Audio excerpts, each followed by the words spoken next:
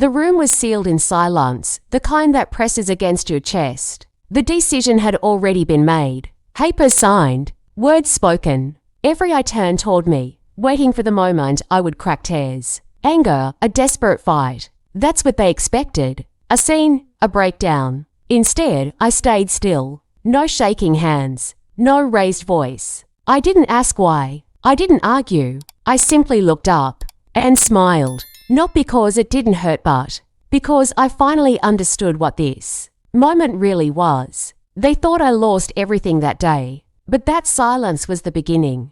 I've always been the quiet one in the family, the one who listened more than she spoke, who learned to handle things on her own. I moved away early, built my own life, and made sure I never had to ask anyone for money or approval. While I worked for every step forward, my brother was celebrated for simply existing. He was the golden child, praised loudly, protected fiercely. I was the background presence, expected to adjust, to understand, to wait. At family gatherings, his achievements were announced with pride, while mine were met with polite nods and quick subject changes. No one said it outright, but the message was clear. I learned early that staying quiet kept the peace, but cost me everything. The moment I walked in, I felt the tension hanging in the air, thick and uneasy. Conversations dropped into whispers. People leaned closer to each other, eyes darting away the second I noticed them watching. My brother sat comfortably, almost relaxed, his confidence spilling into the room like he already knew how this would end. He avoided my eyes, not out of fear, but certainty. My parents wore careful expressions, calm on the surface, but forced, like masks held in place for too long. I noticed everything: the way my mother's fingers tightened around her purse, the way my father cleared his throat before anyone spoke, the quick glances exchanged when they thought I wasn't looking. Each small gesture told a story they hadn't planned to tell out loud. I took my seat slowly, letting the silence stretch. No one offered me reassurance. No one asked how I felt. They were all waiting for something from me. A reaction? A mistake? A crack they could point to later? I gave them nothing. I didn't flinch. I didn't speak. I just watched. The words landed softly, almost politely, but their meaning hit hard. The choice was clear. Everything had been decided in my brother's favor, laid out as if it were the most natural outcome in the world. My parents didn't celebrate or apologize. They stayed carefully neutral. Eyes forward, faces unreadable. It was as if they believed neutrality would soften the weight of what had just been said. My brother shifted in his seat, a small smile tugging at his mouth, waiting. He watched me closely, expecting something: anger, tears, an argument he could win. Seconds stretched. The silence thickened, pressing on everyone in the room. Someone cleared their throat. Someone else adjusted a chair. No one spoke my name. I felt every gaze return to me, heavier now, more urgent. Still, I said nothing. The longer I stayed quiet, the more uncomfortable it became for them. The decision they were so sure about suddenly needed my reaction to feel complete, but I refused to give it to them. I let the moment breathe, let the truth sit where it belonged. In that moment, everything I believed about family flipped. The mockery didn't come loudly. It slipped in quietly, wrapped in smiles and lowered voices meant to sting without being noticed. My brother leaned towards someone beside him and whispered something, and a soft laugh followed, quickly covered by a cough. I caught fragments: comments about how I was handling it so well, how I was always so patient. His smile was calm, satisfied, like he was enjoying a private joke at my expense. My parents didn't stop it. Instead, they added their own subtle remarks, praising my maturity, my ability to accept things without making a scene.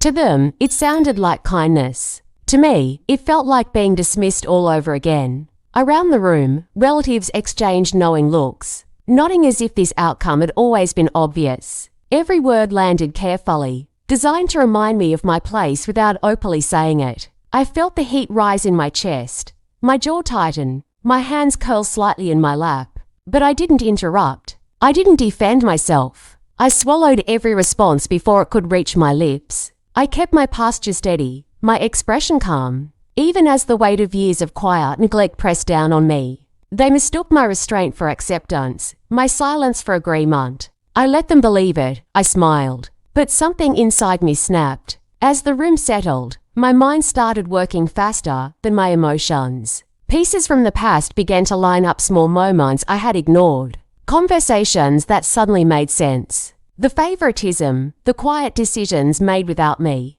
The way plans always seemed to bend in one direction. None of it felt accidental anymore. I watched closely, noticing how certain words were avoided, how explanations were carefully framed. Even the pauses told me more than the speeches. This wasn't just a choice made today. It was a pattern repeated over years. And patterns could be understood, traced, and exposed. I realized then that reacting would only give them what they wanted: noise, chaos, distraction from the truth, sitting right in front of us. So I chose silence, not because I had nothing to say, but because I was finally listening. I let them assume I was defeated, that I hadn't noticed the cracks forming beneath their confidence. Inside, I was already mapping the next move, weighing every detail. For the first time, I wasn't trying to keep the peace. I was preparing to protect myself. Silence isn't weakness. It's preparation. When I finally spoke, my voice was steady,